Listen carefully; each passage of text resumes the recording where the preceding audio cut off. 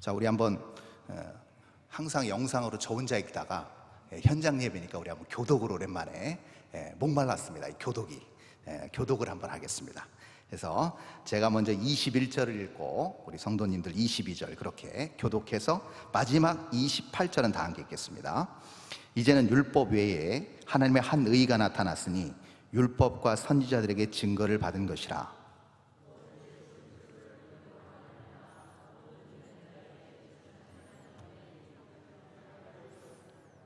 모든 사람이 죄를 범하였음에 하나님의 영광에 이르지 못하더니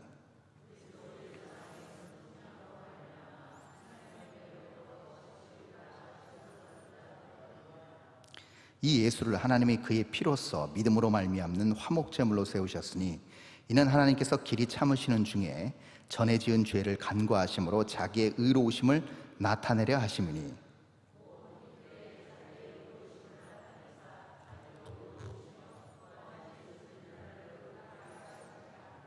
그런즉 자랑할 때가 어디냐? 있을 수가 없느니라. 무슨 법으로냐? 행위로냐? 아니라 오직 믿음의 법으로니라.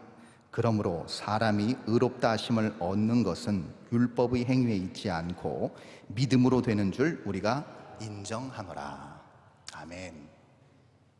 우리는 지금 2주 전부터, 지난주부터죠, 사실 수요일부터 이제 로마서를 강해하고 있습니다. 우리 목사님들과 함께 기도하면서 느헤미야를 마치고 나서 이제 신약의 어떤 책을 강해하면 좋을까를 고심한 끝에 정말 우리가 다시 본질로 돌아가고 정말 모든 것이 다 리셋되고 새로 출발하는 의미에서 로마서가 좋지 않을까 하는 생각에 의견을 모았습니다. 그래서 로마서를 시작하게 됐고, 특별히 이 3장이 굉장히 심오한 하나님의 복음을 잘 다룬 성경 66권 전체 중에 노른자 중에 노른자임과 동시에 설교하기가 굉장히 또 부담스러운 책 중에 하나가 바로 이 로마서 중에서 특별히 3장입니다. 방금 우리가 읽은 이 말씀, 이 21절에서 28절이 어떻게 보면 우리가 그토록 마르고 닳도록 들어왔고 또 선포해왔고 고백해왔고 우리가 의지하고 믿었던 그 복음에 대한 함축적이고 직관적인 내용이기 때문에 그렇습니다. 그 어디서도 성경에서 이렇게 직설적으로 복음이 이렇다라고 선포하듯이 얘기한 내용을 찾아보기가 쉽지 않습니다. 그래서 특별히 이 로마서 3장의 이 부분은 제가 너무나도 사랑하는 구절이고 또 우리 삶의, 또 우리 신앙의 기틀과도 같은 아주 중요한 본문이라고 할 수 있습니다. 그러면 자, 여기서 제가 또 목말라 했던 게 있습니다. 3개월 동안 못 해본 거, 질문입니다. 여기 계신 우리 성도님들께 질문을 드리겠습니다. 제가 서두에 이 오늘 우리가 읽은 본문이 복음을 함축적으로 선포한 내용이라고 한다면 우리 성도님들이 알고 계신 복음의 내용은 그럼 과연 무엇입니까? 복음을 뭐라고 생각하십니까? 마스크를 착용하셨으니 제가 대답하겠습니다. 여러분, 복음은 다른 게 아닙니다. 너무나 뻔한 대답 같지만 오늘 이 설교를 들으시고 다시 집에 돌아가셔서 오늘 본문 21절부터 28절까지를 다시 곱씹어서 기도하면서 읽으시면 이 복음이 이런 것이구나라고 확실하게 들어오실 것입니다.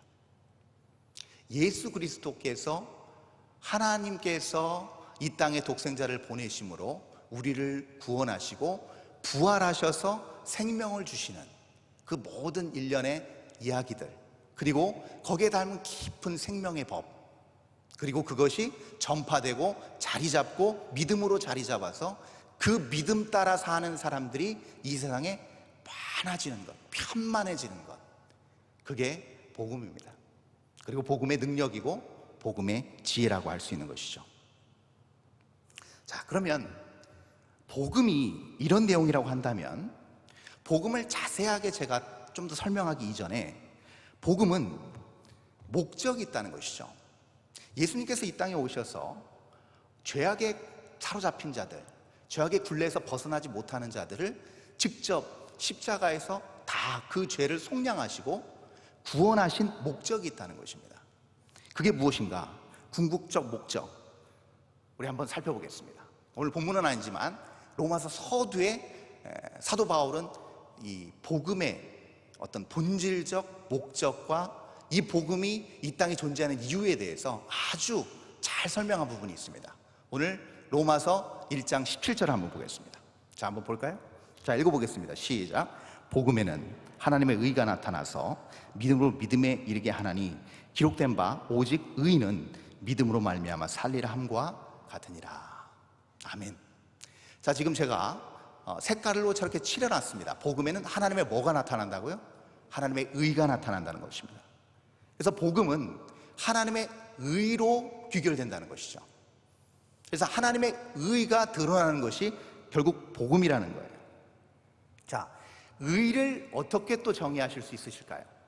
보통 의, 정의로움, 공의로움을 어떻게 이해하고 계세요? 보통은 보편적으로 이렇게 이해를 합니다. 의라고 하면 의로운 생각, 의로운 행동, 거기에 따른 올바른 판단, 그렇죠? 그런 것들로 우리는 의를 규정합니다. 그렇죠? 그른 삶이 아닌 바른 삶, 나쁜 생각이 아닌 올바른 가치를 추구하는 사고, 이런 것들을 우리는 의라고 보는 것이죠. 그래서 보통 도덕적, 윤리적 영역에 의를 국한시켜버리는 경우가 있어요. 이거 우리가 최소한 복음을 믿고 복음을 받은 하나님의 백성이라고 한다면 여러분, 의에 대한 완전히 다른 패러다임으로 의를 이해하셔야 됩니다. 특별히 하나님의 의는 더더욱 그렇습니다. 자, 여러분, 이 부분을 잘 놓치지 않고 신비에 새기시기 바라는데요, 성경적 관점에서의 하나님의 의는 하나님의 그 능력과 신성이 신실하신 하나님의 언약의 이행으로 드러나는 것이 하나님의 의입니다. 좀 복잡하죠? 자, 쉽게 설명합니다. 하나님은 영원하신 신성과 영원하신 능력의 소유자이십니다. 그 하나님의 놀라운 능력과 지혜와 하나님의 하나님 되심이 무엇으로 드러나는가? 정말 완벽하게, 완전하게, 신실하게 드러나는 것은 하나님이 과거에 약속하신 언약의 성취로 이루어진다는 것입니다. 그렇죠? 그래서 우리가 하나님을 신실하게 믿고 하나님이 의롭다고 정의하는 것이죠. 만약에 하나님이 상황에 따라서 왔다 갔다 하신다, 이게 안 될 것 같으니까 우회해서 다른 길로 가신다, 그러면 하나님을 신뢰할 수도 없을 뿐만 아니라 하나님의 능력을 인정할 수도 없고 하나님은 의롭지 않으신 분이 될 수 있습니다. 의라는 것은 그 자체로 어떤 명확한 불변의 기준을 얘기하는 것이죠.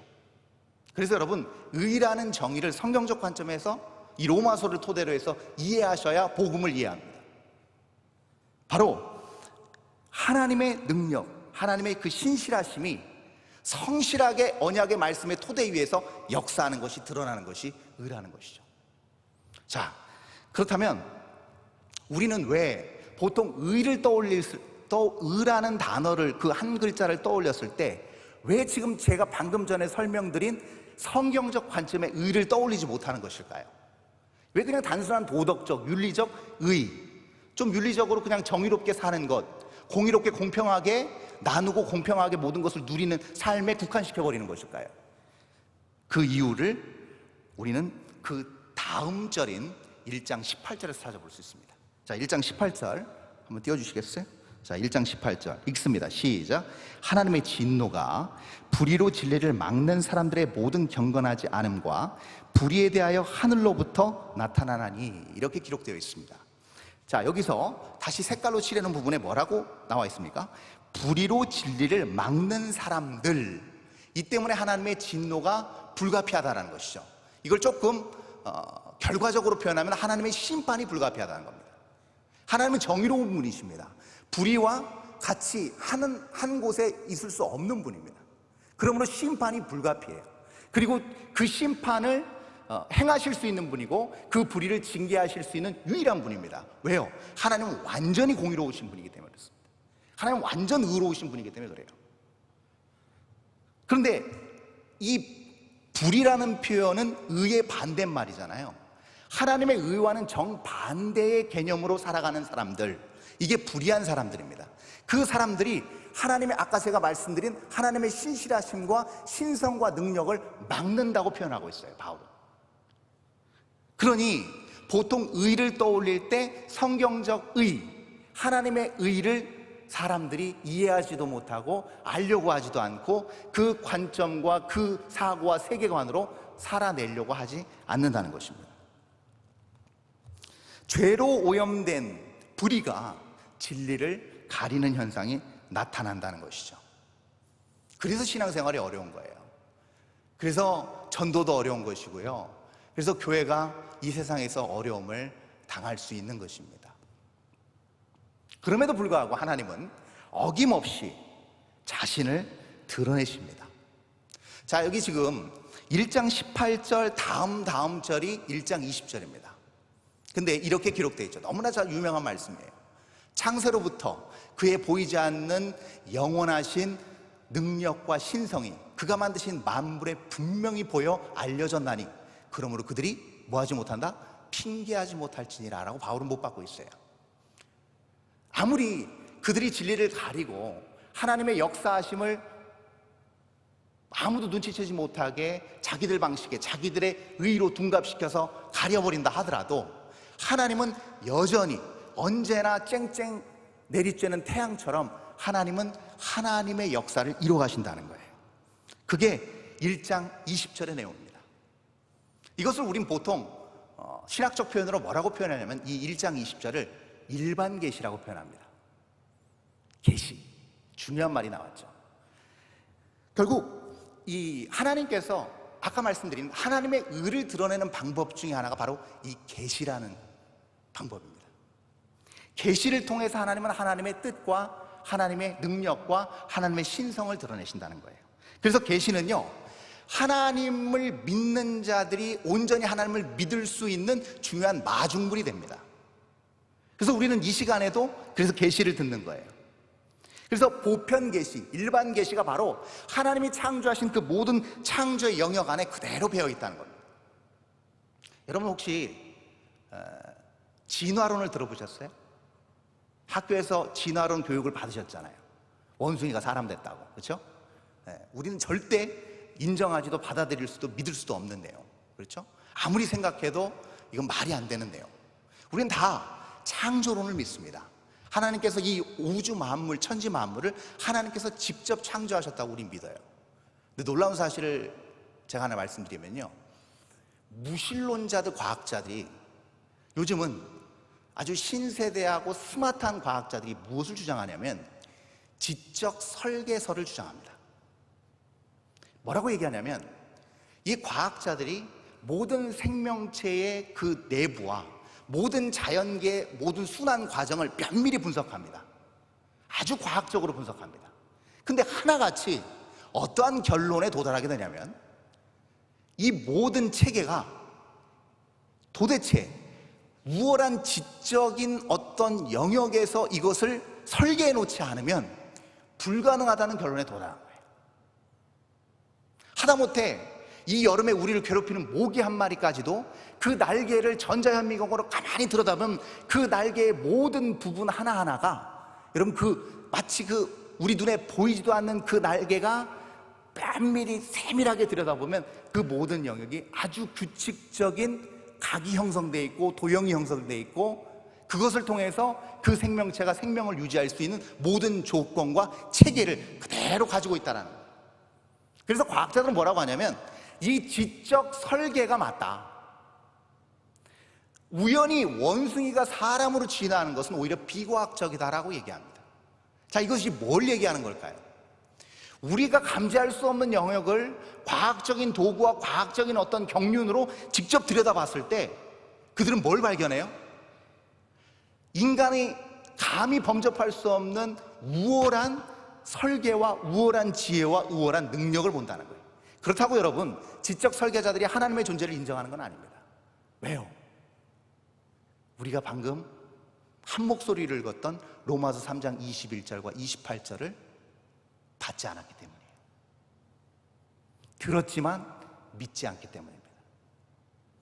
그러나 분명한 사실은 보편적인 하나님의 계시의 방식으로 충분히 하나님은 월등하고 우월한 하나님의 존재와 신성과 능력을 드러내신다는 사실입니다. 이 사실을 믿으십니까, 여러분? 아멘. 그래요. 그런데 이 일반적이고 보편적인 계시의 차원을 넘어 하나님의 그 신실하신 의를 확연히 그리고 특별히 드러내는 것이 바로 우리가 읽은 성경, 특별히 성경 중에서 가장 노른자에 해당하는 오늘 본문이라는 것이죠. 자, 그렇다면 이 로마서 3장 우리가 읽은 본문을 통해서 우리가 하나 중요한 영적 공식을 하나 성립할 수 있게 됩니다. 그게 뭐냐면, 그것은 하나님의 의라는 것은 계시라는 마중물을 통해서 믿음으로 자리 잡게 되고, 그 하나님의 의는 불의하고 의롭지 않은 사람들에게 그렇게 전가된다는 거예요. 다시요, 하나님의 계시라는 마중물이 있습니다. 그것이 일반 계시가 됐든 우리가 읽고 듣는 특별 계시가 됐든 그 복음, 하나님의 뜻을 드러내는 그 계시는 우리가 믿음을 가질 수 있는 중요한 마중물이 된다는 거예요. 그리고 이것을 통해서 어떻게 돼요? 하나님의 의가 우리 안에 자리 잡게 된다는 겁니다. 이 방식인 것이죠. 이것을 바울이 3장에서 잘 설명해 주고 있습니다. 그 대표적인 케이스가 어디 나오냐면, 뒤에 우리 4장에서 바울이 언급한 내용이지만 제가 미리 말씀드리면 창세기 15장에 나옵니다. 우리가 잘 아는 것처럼 아브라함은 자식이 없었어요. 노년의 나이 때까지. 근데 참 우리 하나님이 짓궂게도 항상 아브라함을 심심할 때 불러내세요. 믿음이 조금 식어질 때마다 불러내셔서 하시는 말씀, 특히 밤에 부르십니다. 그리고 하늘의 뭇 별들을 봐라. 그리고 짓궂은 우리 하나님 항상 창세기에서 아브라함의 나이를 카운트를 하세요. 뭐 70 몇 세 됐다, 뭐 몇 세 됐다, 도저히 생산할 수 없는 그 나이. 근데 뭇별을 보여주시면서 이만큼 네 자녀가 많아질 거야. 그럴 때 아브라함이 하도 하나님 그러시니까 얘기해요. 하나님, 저 자식이 없어요. 낳을 수가 없잖아요. 다른 사람이 후사로 제 후사를 이을 거예요. 아주 현실적인 얘기를 합니다. 그럴 때 하나님께서 뭐라고 말씀하시냐면, 아니야, 내 몸에서 나는 내 자식이 내 계보를 이을 거라 라고 말씀하세요. 그랬더니 성경에 뭐라고 기록하냐면 창세기 15장 6절에서 아브라함이 이를 믿으니 하나님이 그 믿음을 그의 의로 여기셨더라 라고 표현합니다. 근데 이 하나님의 말씀이 15장 1절 서두에 뭐라고 기록되어 있냐면, 하나님의 말씀이 계시로 아브라함에게 임하여 이르시되 라고 시작합니다. 아주 중요한 내용이죠. 이 계시가 아브라함에게 들려지고 아브라함이 그걸 믿게 되고, 그것을 통해서 하나님이 그 인생을 통해서 하나님의 영원하신 신성과 능력이 펼쳐지는 것을 우리는 볼 수가 있습니다. 여러분, 자, 이쯤 되면 우리가 아주 중요한 것을 우리가 발견하게 되는데요. 우리가 그동안 해왔던 신앙생활에 조금 다른 노선, 우회해야 되는 상황이 올 수도 있습니다. 여기에 맞닥뜨리게 되면. 이게 무슨 말씀이냐면요, 우리가 아브라함과 똑같이 하나님께 의인이라는 칭의함 받은 복음을 믿는 전제하에서 쉽게 빠질 수 있는 함정과 오류를 여기서 정정하고 가야 돼요. 그게 뭐냐면, 보통은 우리는 복음을 이해하고 복음을 접할 때 이렇게 생각합니다. 아, 복음을 내가 믿고 복음을 들었으니 이 복음을 전하면 된다, 증거하면 된다, 증거하고 전하면 내 임무를 다 했다라고 생각합니다. 복음을 접할 때 우리의 태도예요. 그래서 복음을 전하는 전도로 모든 임무를 완수한 것으로 나의 의인의 의무를 다 했다라고 생각합니다.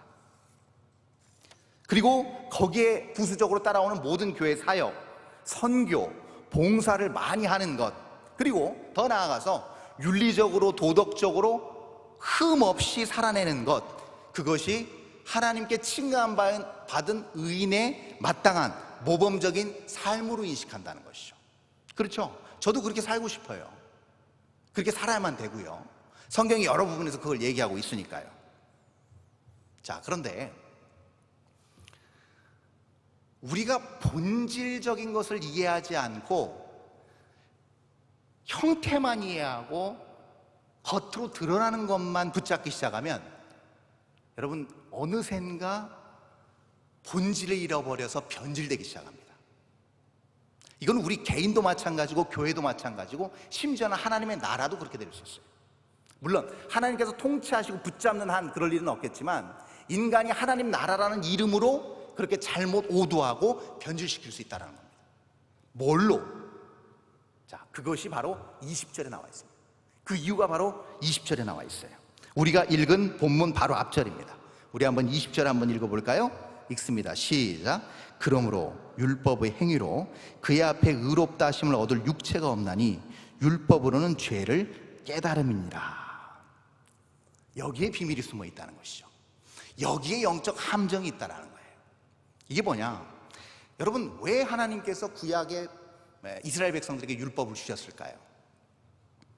여기 잘 보면 왜 하나님께서 율법을 주셨는지 그 의도가 엿보입니다. 보면 율법의 행위로 그의 앞에 의롭다 하심을 얻을 육체가 없다. 율법의 기능은 죄를 깨닫는 것 그 이상 그 이하도 아니다라고 바울은 정확하게 정의하고 있어요. 율법에 대해서.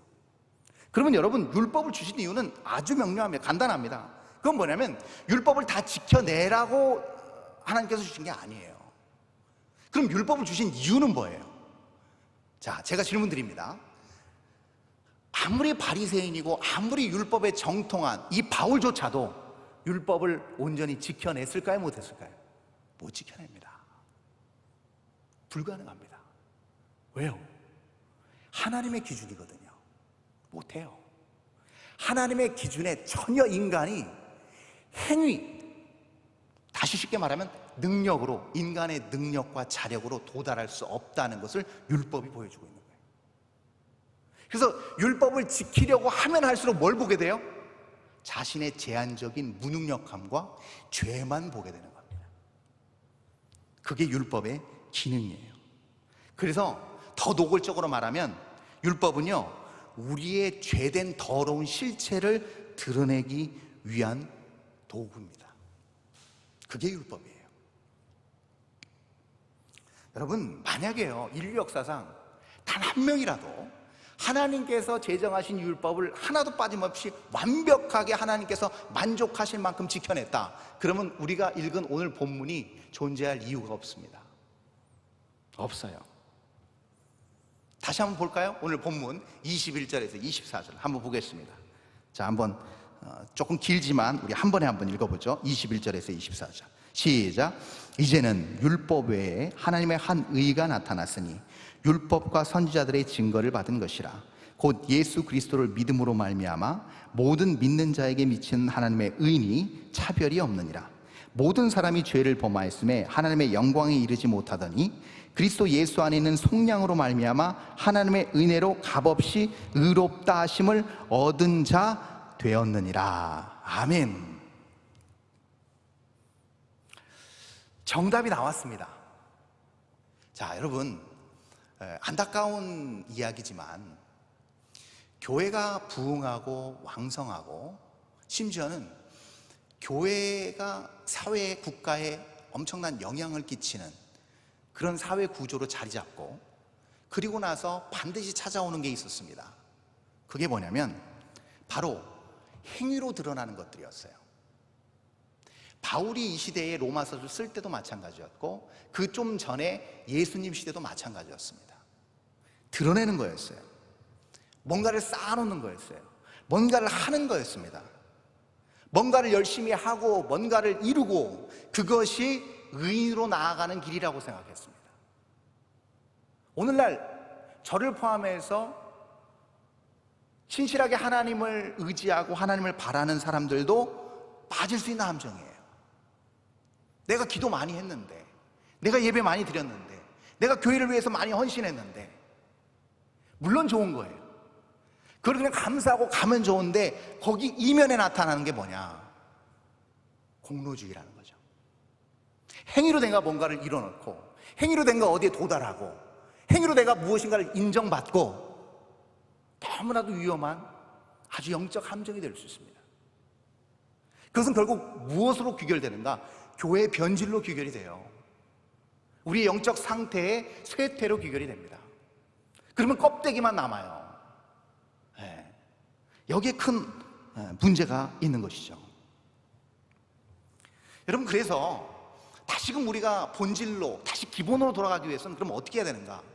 그럼 여러분 이렇게 저한테 되물으실 거예요. 목사님, 그럼 예배드리지 말란 얘기입니까?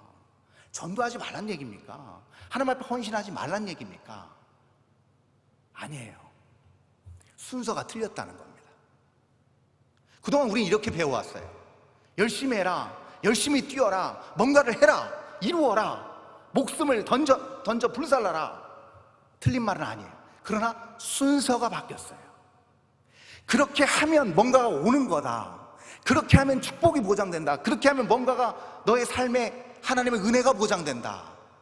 순서가 바뀌었어요.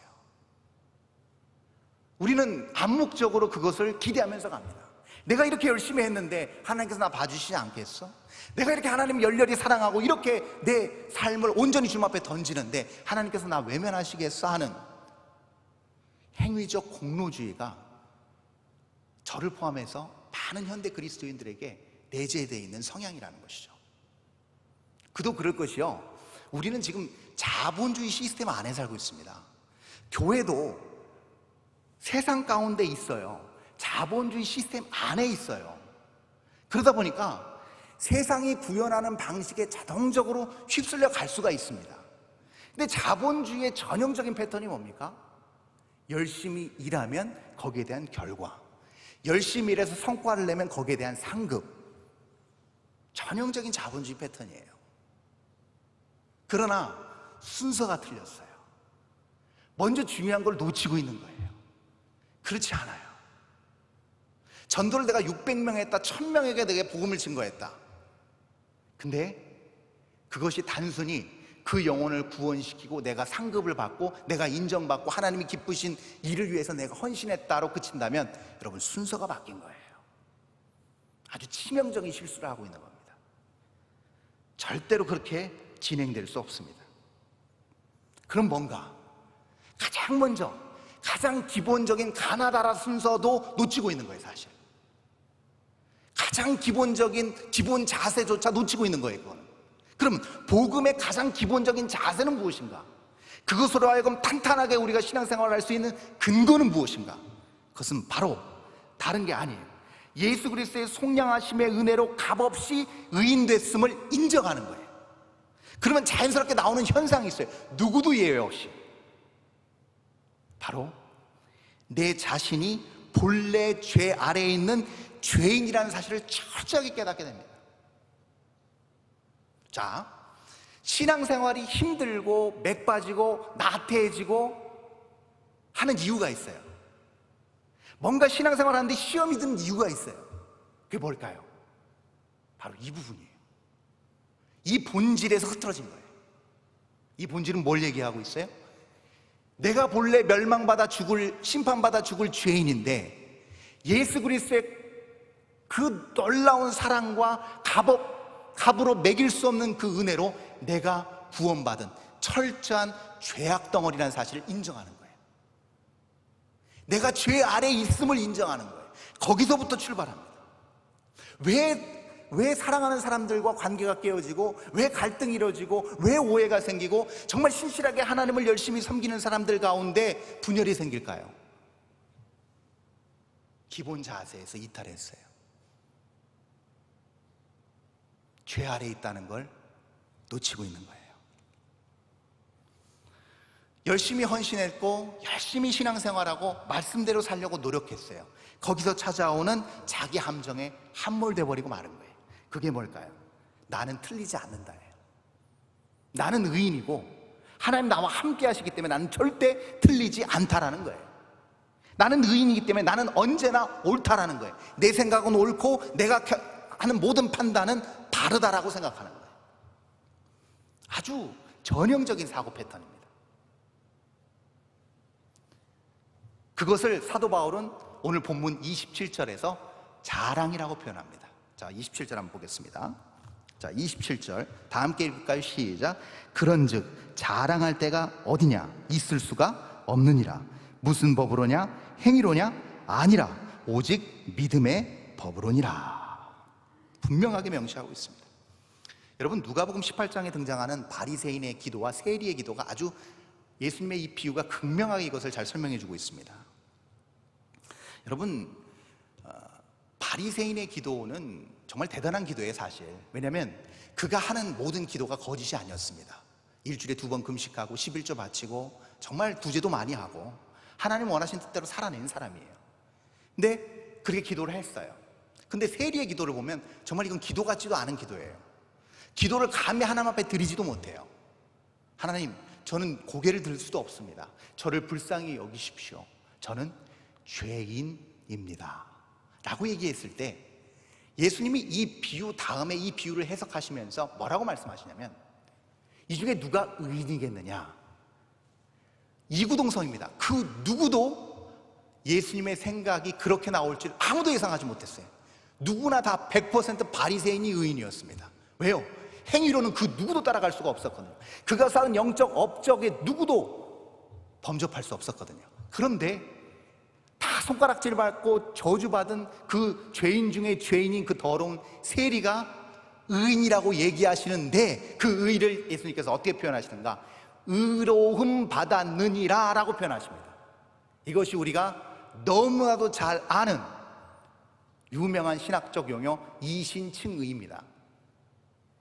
의로움 받은 거예요. 여기에 중요한 영적 원리가 숨겨져 있다는 것이죠. 우리는 그렇게 의로움 받은 사람들이에요. 우리 자체가 절대 의롭지 않습니다. 기도 많이 한다고, 열심히 우리가 헌신한다고, 봉사한다고 절대 우리 의로워지지 않습니다. 이걸 우리가 깨달아야 돼요.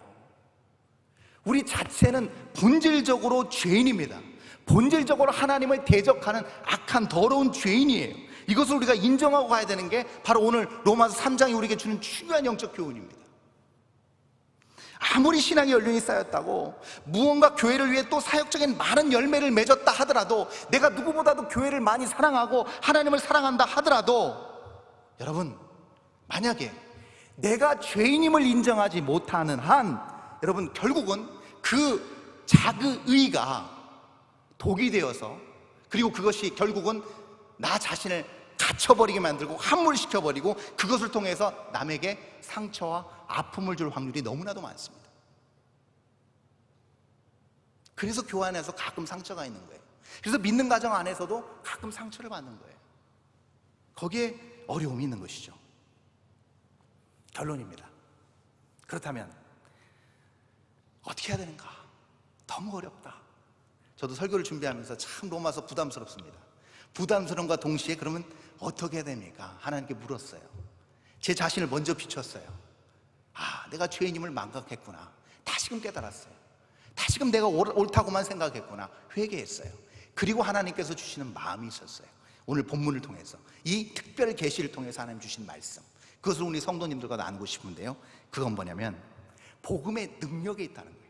복음의 능력은, 그 지혜는 다시금 우리를 원점으로 되돌릴 수 있는 능력이 있습니다. 여러분, 우리 너무나도 잘하는 거 있습니다. 나 자신을 포함해서. 사람 바뀌어요, 안 바뀌어요? 잘 안 바뀌어요. 어린애들도 요즘 잘 안 바뀌어요. 자기 주장이 뚜렷해요. 원하는 거 그냥 말해요. 안 바뀌어요. 설득 잘 안 당해요. 이게 사람이에요. 그런데 다시 이것을 원점으로 돌린다는 것은 인간 안 돼요. 인간의 무능력함으로 이것을 할 수 없어요. 그런데 복음의 능력은 이것을 원점으로 되돌린다는 사실입니다. 우리의 모든, 그러므로 우리의 모든 환경과 우리의 모든 상황과 우리의 모든 자원을 리셋할 수 있는 게 복음의 능력입니다. 이게 놀라운 겁니다. 극심한 어떤 혹독한 환난과 어려움 가운데서만 조금 깨달을 수 있는 것을, 그런 걸 겪지 않고 복음은 그 자리로 그대로 데려가 줍니다. 이게 복음의 능력입니다. 자, 그렇게 되면, 복음으로 다시 원점으로 돌아가게 되면 의인으로 여겨질 수도 인정받을 수도 없는 더러운 죄인의 모습만 덩그러니 남습니다. 그때 속절없이 심판받아 죽을 수밖에 없는 나 자신을 위해 감히 상상도 할 수 없는 값을 대신 치러 주셔서 구원해 주신 그 은혜로 다시 돌아가게 돼요. 왜요? 도저히 가망이 없거든요. 죄악 덩어리인 내 자신을 보게 되면 정말 가망이 없거든요. 그러면 그때 하나님의 은혜, 구원의 은혜를 생생하게 느끼고 볼 수 있게 된다는 사실입니다. 그러면 비로소 그때 부인할 수 없는 놀라운 사실을 기반으로 다시 의인의 반열에 서게 되었음을 깨닫게 됩니다. 그러니 여러분, 우리가 처음 주님 만났을 때 그 기분 아세요? 새록새록 생각나세요? 다시 재현되는 것을 느끼실 수 있을 거예요. 내 삶에 가망 없을 때, 내 삶에 소망이 없을 때, 그때 주님이 내 손 잡아주고 구원 베풀어 주시고 형언할 수 없는 기쁨과 구원의 감격을 주신 그 사건, 그 시점으로 다시 돌아갈 수 있습니다. 그것이 십자가의 도, 니콜, 하나님의 능력, 하나님의 지혜인 줄 믿습니다, 여러분. 그게 교회가 유일하게 이 땅에서 행사할 수 있는 그 어떤 것과도 견줄 수 없는 파워입니다. 교회의 파워. 자, 그러면 여기까지 도달하면 이제 어떤 일이 벌어지느냐? 그때부터 우리가 행하는 모든 행위는 비로소 온전해집니다. 순서가 들어맞는 거예요. A라는 순서를 놓치고 B부터 붙잡았을 때는 허탈했어요. 힘이 없었어요. 능동적으로 기쁨으로 신앙생활을 감당하지 못했어요. 그런데 원래 A부터 붙잡아야 되는데 A로 들어가서 A부터 시작하면 어떻게 될까요? 그때서야 모든 우리의 삶과 행위는 온전해져요. 그것이 오늘 3장 맨 마지막 31절에 나와 있습니다. 우리 31절 한번 읽어볼까요? 다 함께 읽습니다. 시작. 그런즉 우리가 믿음으로 말미암아 율법을 파기하느냐? 그럴 수 없느니라. 도리어 율법을 굳게 세우느니라. 아멘. 그렇게 된다는 것이죠. 그래서 우리의 모든 삶은 결국 이 과정을 통해서 의인답게 살아낼 수 있는 거예요. 그러니까 우리의 힘이 아닌 거죠. 그렇죠?